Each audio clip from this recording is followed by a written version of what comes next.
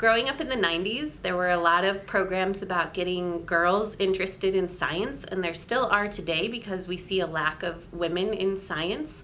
And I was one of those children who went to a lot of those women in science programs. And I remember being in middle school and high school and just thinking, I'm going to be a scientist. I know I'm going to be one.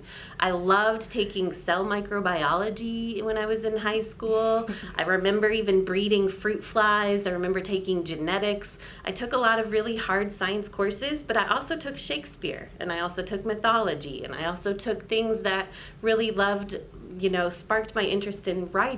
And so I thought, I love science, but I don't know that science was the right fit for me as well. And because I was also being drawn into working at a local newspaper and things that got me excited about writing.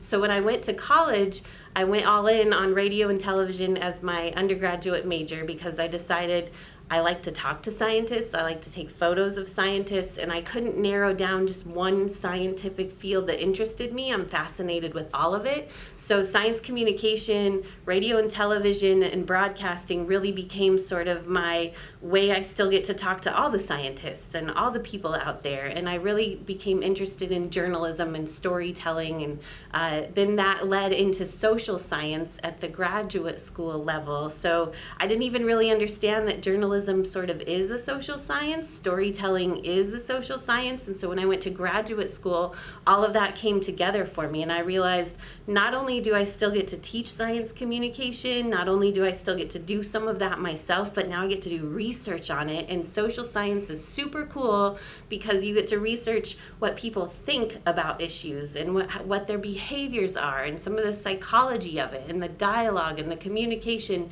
And it's just very people focused, but it's still connected to STEM because we're looking at how STEM impacts people. So social science was just really a natural fit for me along my pathway from hard science to journalism to graduate school.